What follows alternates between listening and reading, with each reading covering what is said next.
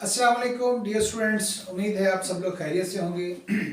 Dear students, alternating current generator के बाद आज हम पढ़ते हैं डीसी जनरेटर।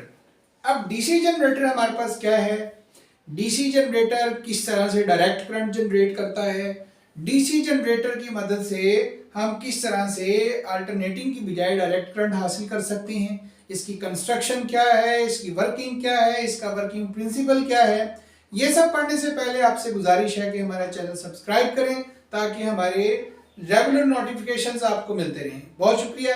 तो चलते हैं हम डीसी जनरेटर की तरफ कि हमारे पास डीसी जनरेटर क्या है। तो डियर स्टूडेंट्स, पहले हम इसकी डेफिनेशन करते हैं कि डीसी जनरेटर हमारे पास क्या है। तो device used to convert mechanical energy into electrical energy and current produced by it is flow in one direction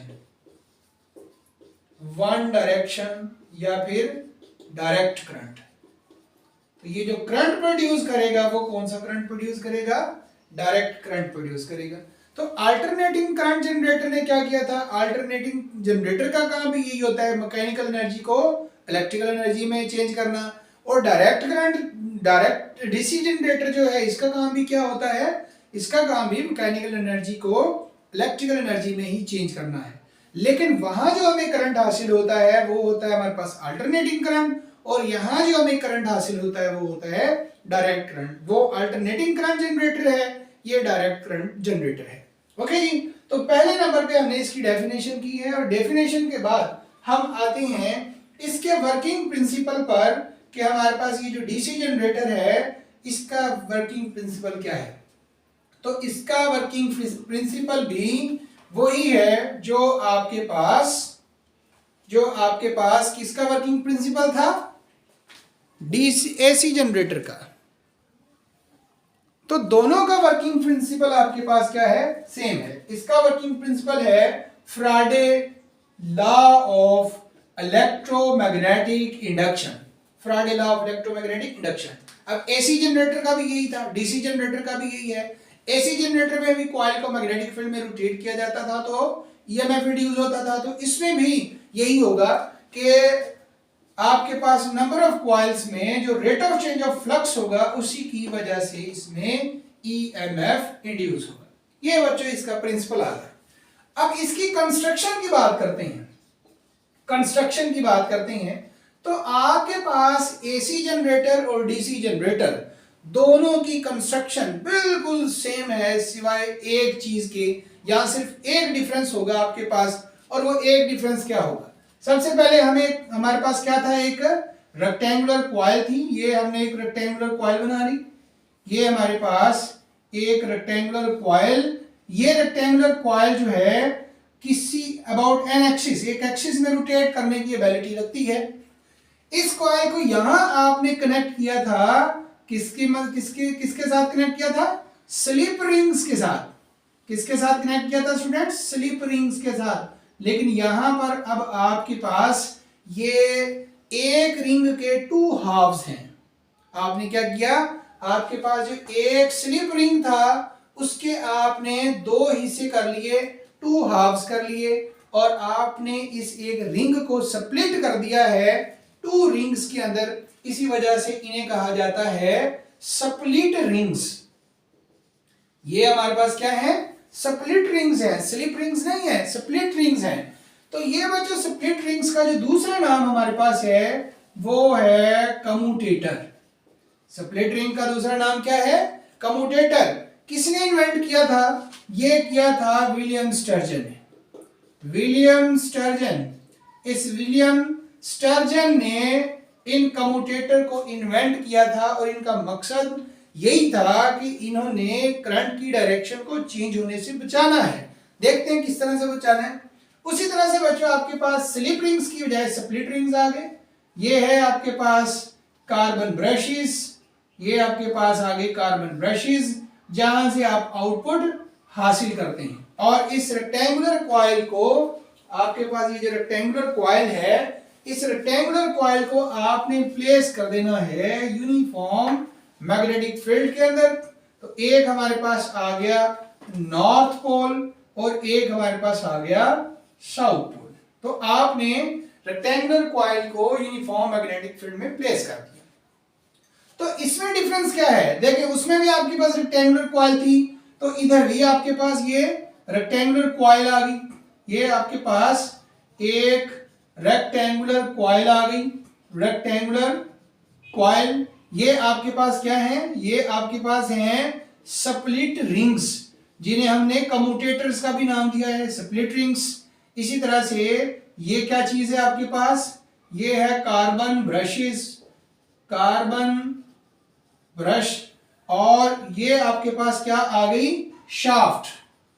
shaft मतलब जहां से आपने क्या करना है, इसको मैकेनिकल एनर्जी प्रोवाइड करनी है। ये नॉर्थ और साउथ पोल। ये आपके पास आ गया परमानेंट मैग्नेट, परमानेंट मैग्नेट। तो कंस्ट्रक्शन के अंदर हमारे पास, कंस्ट्रक्शन के अंदर एसी जनरेटर की और डीसी जनरेटर की कंस्ट्रक्शन क्या है? बिल्कुल सेम है, सिर्फ एक चीज में डिफरेंस है।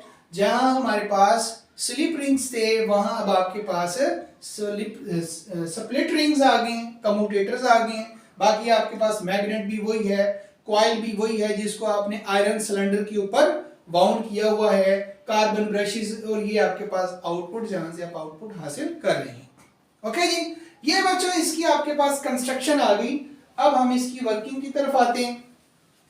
तो कंस्ट्रक्शन के बाद हम इसकी वर्किंग की बात करते हैं कि जो डीसी जनरेटर है ये किस तरह से वर्क करता है।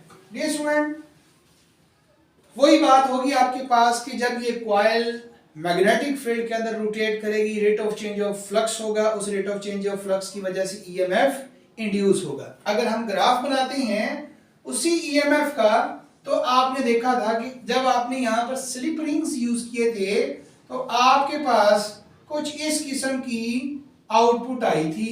लेकिन अब हम देखते हैं कि हमारे पास जो आउटपुट है वो किस किस्म की होगी। देखिए बच्चों, जब हमारे पास करंट की डायरेक्शन जीरो से इंक्रीज होती है, जब हमारे पास क्या होता है, ये कॉइल रोटेट करना स्टार्ट करती है, स्टार्ट करते करते जब करंट की डायरेक्शन चेंज होने वाली होती है, जब इस रेक्टेंगुलर कॉइल की A B side C D की जगह लेने वाली होती है, तो उस वक्त ये स्प्लिट रिंग्स ये अपने कंटेक्ट्स चेंज कर लेते हैं। ये क्या कर लेते हैं? कंटेक्ट्स चेंज कर लेते हैं। अगर इसको स्प्लिट रिंग को हम आर और इसको आर डैश का नाम देते हैं, इस कार्बन ब्रश को बी और इसको बी डैश का नाम देते हैं, ये आपके पास आ गया बी और बी डैश।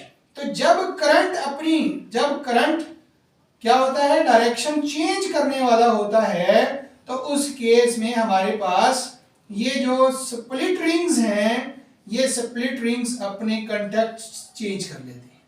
क्या कर लेते हैं? अपने कॉन्टैक्ट्स चेंज कर लेते हैं। मतलब कि ये जो आपके पास बी डैश कार्बन ब्रश है, ये बी के साथ कनेक्ट हो जाता है, और जो बी कार्बन ब्रश के साथ जो स्प्लिट रिंग है ये इसके साथ। मतलब कि आपके पास जो split ring R B dash के साथ कनेक्ट हो जाएगा और स्प्लिट रिंग आर डैश ये बी के साथ कनेक्ट हो जाएगा। अब करंट की डायरेक्शन, पहले अगर इसमें से करंट इस तरह से फ्लो कर रहा था, ये डायरेक्शन थी हमारे पास, तो करंट की डायरेक्शन चेंज होने ही वाली होती है। तो ये जो स्प्लिट रिंग्स हैं ये अपने कॉन्टैक्ट्स चेंज कर लेते हैं, अपनी जगह चेंज कर लेते हैं। अब बजाय इसके कि करंट अपनी डायरेक्शन चेंज करती, अब करंट दोबारा से उसी डायरेक्शन में फ्लो करना शुरू कर देता है। इसी तरह से फिर आपके पास इस तरह से फ्लो करेगा। जैसे ही करंट अगले साइकिल में जब अपनी डायरेक्शन चेंज करने वाला होगा, फिर जो है फिर क्या होगा, फिर वो अपने कॉन्टैक्ट्स चेंज कर लेगा और करंट उसी तरह से फ्लो करेगा। मतलब करंट वन डायरेक्शन में फ्लो करता रहेगा। तो डीसी जनरेटर ने जो हमें करंट जनरेट करके दिया है वो हमारे पास कौन सा है? वो डायरेक्ट करंट है, डीसी करंट है। लेकिन स्टूडेंट्स, ये जो डीसी करंट है ये प्योर डीसी नहीं है, बल्कि ये फ्लक्चुएटेड डीसी है। इसके अंदर ये फ्लक्चुएशंस आ रही हैं, मतलब कि ये आपके पास जो करंट है ये क्या है, ये चेंजेस मैग्नीट्यूड, चेंजिंग मैग्नीट्यूड, इसका मैग्नीट्यूड जो है वो चेंज हो रहा है। देखें डायरेक्ट करंट में क्या होता है, मैग्नीट्यूड भी चेंज नहीं होता, मैग्नीट्यूड भी कांस्टेंट रहता है और डायरेक्शन भी एक रहती है, वन डायरेक्शन में फ्लो करता है। तो इसको रिड्यूस करने के लिए, करंट को कांस्टेंट करने के लिए, इसके अलावा इसकी फ्लक्चुएशंस को रिमूव करने के लिए हम क्या करते हैं, तो रिडक्शन ऑफ फ्लक्चुएशंस। नेक्स्ट हम देखते हैं कि इसमें रिडक्शन ऑफ फ्लक्चुएशंस। अब ये फ्लक्चुएशंस कैसे हम रिड्यूस करेंगे, इसके लिए बच्चों हम क्या करते हैं, we use armature, we use armature instead of coil. पहले हमने एक कॉइल यूज की है, अब हम क्या यूज कर रहे हैं, आर्मेचर यूज कर रहे हैं। आर्मेचर मतलब consist of number of coils. अब एक कॉइल यूज करने की बजाय हम नंबर ऑफ कॉइल्स यूज कर रहे हैं, और ईच कॉइल, हर कॉइल को, each coil connected to separate split rings, और हर कॉइल को आपने क्या करना है, सेपरेट स्प्लिट रिंग से कनेक्ट करना है।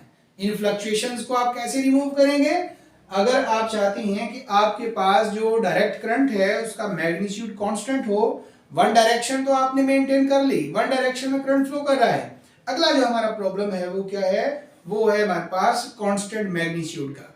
तो कांस्टेंट मैग्नीट्यूड अटेन करने के लिए या इन फ्लक्चुएशंस को रिड्यूस करने के लिए हम क्या करते हैं, हम नंबर ऑफ कॉइल्स यूज करते हैं और उन नंबर ऑफ कॉइल्स को अलग-अलग स्प्लिट रिंग्स के साथ कनेक्ट कर देते हैं। उसके बाद आप देखेंगे कि हर कॉइल के अगर हम वेवफॉर्म बनाते हैं तो हर कॉइल की जो आपके पास वैल्यू होगी वो इस तरह से होगी, और इनको हम इस तरह से ट्रेस करेंगे कि जस्ट इनकी मैक्सिमम वैल्यू जो है वो कैलकुलेट करेंगे। ये आपके पास इनकी जो मैक्सिमम वैल्यू होगी वो हम इसमें ट्रेस करेंगे, और तमाम कॉइल्स की मैक्सिमम वैल्यू जब आप देखेंगे तो सेम आएगी। इस तरह से आपके पास क्या होगा कि नंबर ऑफ कॉइल्स यूज करके अलग-अलग स्प्लिट रिंग्स कनेक्ट करके आपके पास जो मैग्नीट्यूड आएगा वो भी कांस्टेंट आएगा। तो ये था डियर स्टूडेंट्स हमारे पास डीसी जनरेटर, इसकी वर्किंग, इसमें जो प्रॉब्लम्स, फ्लक्चुएशंस, उनकी रिडक्शन। इसके बाद इंशाल्लाह हम नेक्स्ट टॉपिक की तरफ आएंगे। आपसे दोबारा गुजारिश है कि हमारे चैनल को सब्सक्राइब करें ताकि हमारी रेगुलर नोटिफिकेशन आपको मिलते रहें। अल्लाह हाफिज़।